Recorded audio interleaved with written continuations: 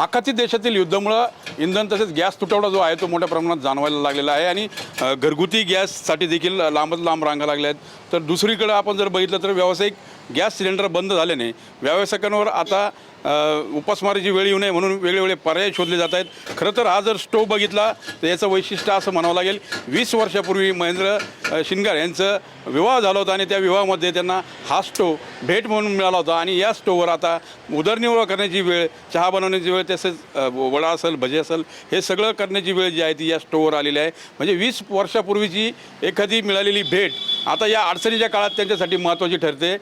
खरं बघितलं तर आपण त्यांच्याशी बोलणार आहोत, कारण जस्ट चहा पिण्यासाठीच थांबलो होतो। त्याच दरम्यान कळालं की इंधन तुटवड्यामुळे त्यांनी विवाहामध्ये मिळालेला जो स्टोव आहे तो वापरायला सुरुवात केली। महेंद्रजी, हे जे गॅस तुटवडा जाणवतो, व्यावसायिक सिलेंडर बंद आहे, त्यामुळे तुमच्या विवाहात आलेला सिलेंडर आज तुमचं उदरनिर्वाहाचं साधन बनलं। आज मला स्टोव कामालाच आला शेवटी माझ्या गोष्टी। माझ्या हिशोबाने लईच टंचाई झालेली गॅसाची आणि शिवाय कमर्शियल पण देत नाही, त्याच्यामुळे फारच अडचण झालेली। आता स्टोवमध्ये रॉकेलचा पण प्रॉब्लेम असेल, मग काय? मग त्याच पर्याय म्हणून डिझेल वापरतोय आपण। डिझेल आणायचं, एखादी बाटली संपली का परत भरून आणायची आणि तेच वापरायचं दिवसभर। बरं, हा स्टोव कोणी भेट दिला होता लग्नामध्ये आणि किती वर्षापासून हा व्यवसाय? माझा व्यवसाय 20 वर्षापासून करतो मी। पहिले नगरपालिकेपाशी हॉटेल होतं, तिथून उठल्यानंतर इथं आलं, इथून नगर आपलं दहाव्याच्या वाट्यापाशी होतं, तिथून अतिक्रमणमध्ये उठलं, तेव्हापासून इथं आलं।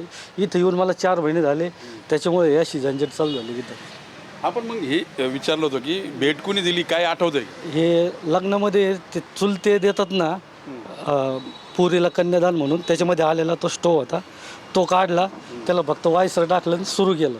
म्हणजे तुमच्या पत्नीच्या चुलतीने, म्हणजे तुमच्या चुलत सासरे? चुलत सासऱ्यांनी दिलेली तिला कन्यादान म्हणून आलेलं ते स्टोव कामाला आला।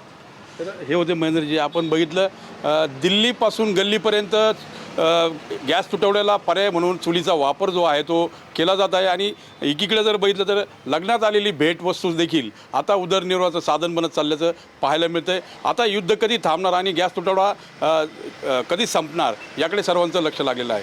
कॅमेरा पर्सन अमित आडेसह मी मनोज गाडेकर, TV9 मराठी, श्रीरामपूर, अहिल्यानगर।